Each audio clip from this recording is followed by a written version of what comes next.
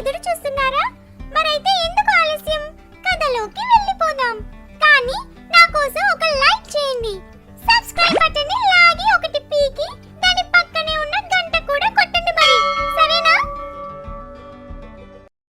తిండిబోతు దయ్యం 49వ భాగం.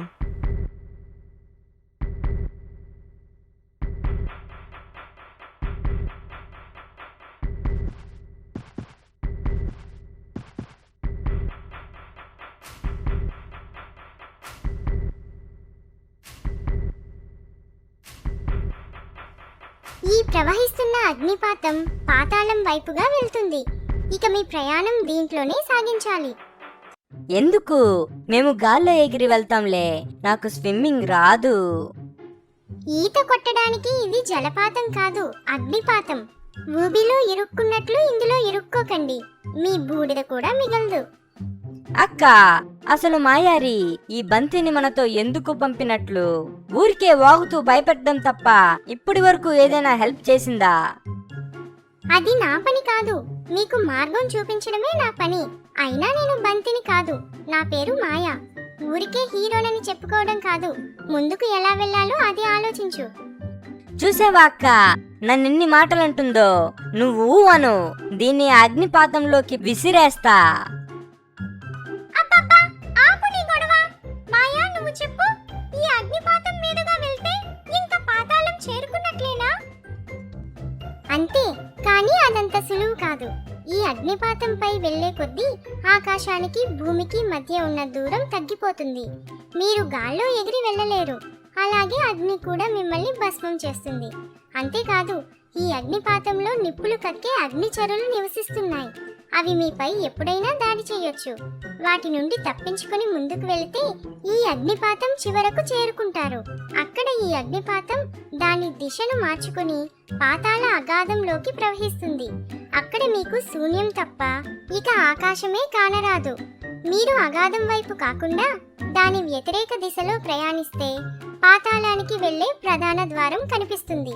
ఆ ద్వారంలోనికి వెళ్ళాలంటే ఆ ద్వార పాలకుడు శిక్షని ఎదుర్కోవాలి.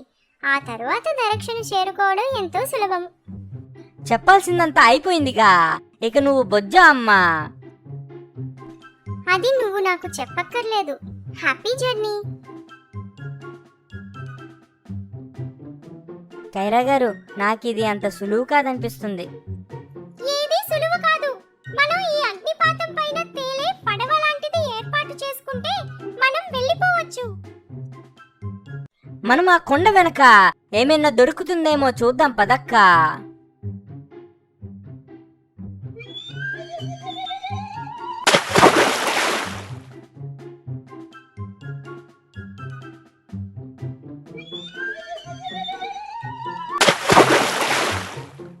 అక్క, ఈ ప్లాన్ వర్కౌట్ అయ్యేలా లేదు.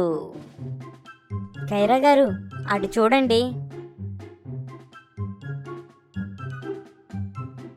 అది ఎముకల గూడు, అది కూడా మునిగిపోతుంది. అది మాయా చెప్పినట్లు ఈ అగ్నిపాతంలో నివసించే జీవులదై ఉంటుంది. అది మునగదు కాబట్టే ఒడ్డుకు కొట్టుకొచ్చింది. ఓసారి ప్రయత్నించి చూద్దాం.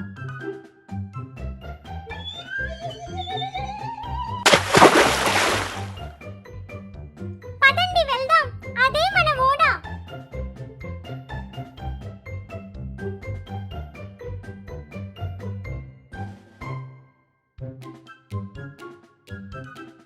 అవి అగ్నిచీరలేమో మన పైన దాడి చేయడానికి వచ్చాయనుకుంటా.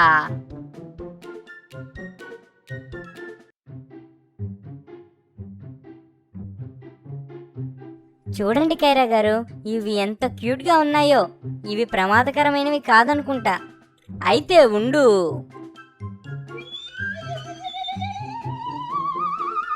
చేపని చూసి క్యూట్ గా ఉందనుకునే వాళ్ళు ఎక్వేరియంలో పెట్టుకుంటారు. నోరూరే వాళ్ళు వండుకొని తింటారు. నేను రెండో టైపు. కైరా గారు, ఇవి అంత క్యూట్ కాదనుకుంటా.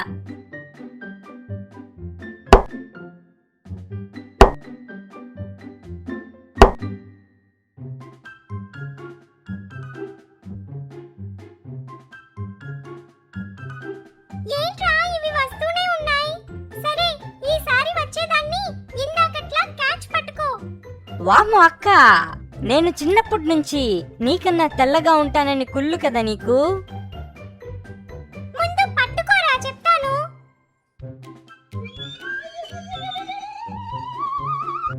చూడు, నిన్ను తింటామంటే నీకు కోపం వచ్చింది కదా, కానీ ఈ ఎముకలు ఎవరివో తెలుసా?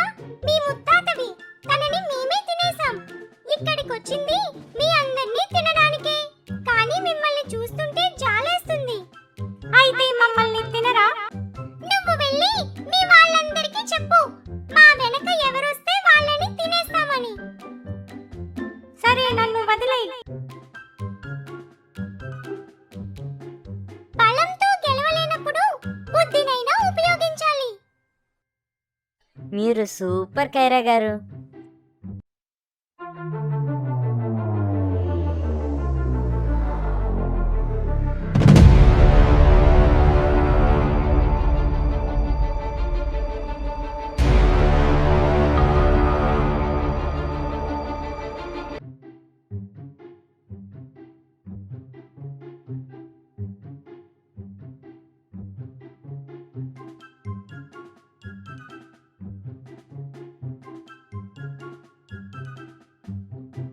ఖైరా గారు, అసురుల కోనలో జోలపాటతో జోకొట్టి పొడుకోబెట్టారు కదా, ఈయనకు కూడా పాటలంటే ఇష్టమేమో కనుక్కోమంటారా?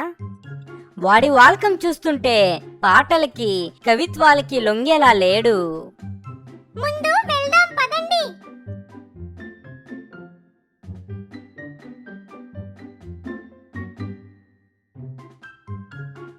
లోపలికి వెళ్ళడానికి అనుమతి పత్రం ఉందా? ఆ పత్రం పోయింది. మమ్మల్ని కొంచెం లోపలికి పంపించండి.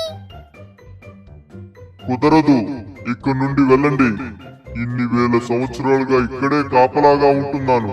ఒక్కరోజు కూడా నాకు సెలవు లేదు. నా భార్యను చూసి ఎన్ని ఏళ్ళయ్యిందో. నాకు చిరాకు తెప్పించకుండా ముందు వెళ్ళండి.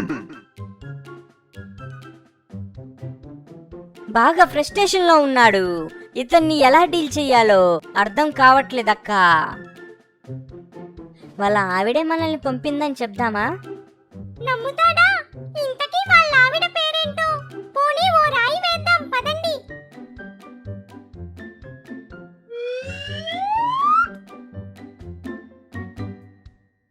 మీరింకా వెళ్ళలేదా? మీకిక మాటలతో కాదు, నా చేతితోనే చెప్తా. మనం వెతుకుతున్న రాక్షసుడు ఈయన కాదనుకుంటా. ఎవరి కోసం వెతుకుతున్నారు? రాక్షస కోణలో ఒక అప్సరస లాంటి రాక్షసి తన భర్త గురించి ఏడుస్తూ తనని వెతకమని చెప్పింది. ఖాళీగా ఇంట్లో ఉండే బదులు పని చూసుకోమని చెప్పిందంట. అప్పుడు వెళ్ళిన ఆయన ఇంతవరకు రాలేదట. పాపం ఏడుస్తూ తిండి తిప్పలు లేకుండా ఉంది.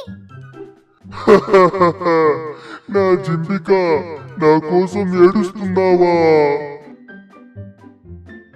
ఆ తన పేరు జంబిక అని తన భర్తకి చెప్పమంది. అది నేనే. మీరు ఇంటి నుండి వచ్చాక తనకిద్దరు పిల్ల రాక్షసులు కూడా పుట్టారు. వాళ్ళ పేర్లు జింబి, జింబా. ఇద్దరలా? నా భార్య కడుపుతో ఉండగానే నేను వచ్చేసానే. దొరికిపోయాం. వాళ్ళు వాళ్ళు కవల పిల్లలు. అచ్చం మీలానే ఉన్నారు. వాళ్ళని చూడాలంటే ఎంత అదృష్టం ఉండాలో. ఇక చాలు, నా అంత దురదృష్టవంతులు ఎవరూ ఉండరు. నేను వెంటనే వాళ్ళని చూడాలి. కానీ ఎలా? ఈ పనిని ఎవరు చేస్తారు? పోనీ మీరు వచ్చే వరకు మేము కాపలాగా ఉండమంటే ఉంటాం. మిమ్మల్ని ఎలా? ఏంటక్క, మనకేం పని లేదనుకున్నావా? వెళ్దాం పదా. మీరు నా జింబికా కోసం ఇంత దూరం వచ్చారంటే మీ పైన నాకు ఎంతో నమ్మకం ఉంది. కానీ నాకు ఎవరిని ఇబ్బంది పెట్టడం ఇష్టం లేదు. నాకు సెలవు కుదిరినప్పుడే వెళ్తాను. మరి మరి చెడగొట్టవరా? మిమ్మల్ని ఎలా నమ్మాలి అంటున్నాడేమో అనుకున్నా. మిమ్మల్ని ఎలా ఇబ్బంది పెట్టాలని అనబోయినట్టున్నాడు. మీకోసం జింబికా గారు 1000 కళ్ళతో వేచి చూస్తున్నారు. మేము మీరు వచ్చే వరకు ఇక్కడే ఉంటాం. దానితో ఆ రాక్షసుడు పాతాళ ద్వారం తాళం చెవి కైరా వాళ్ళకిచ్చి బయలుదేరాడు. కాసేపు తరువాత పాతాళ ద్వారం తెరుచుకుని ఆ ముగ్గురు లోపలికి వెళ్లారు. ఆ తరువాత కథ వచ్చే భాగంలో చూద్దాం.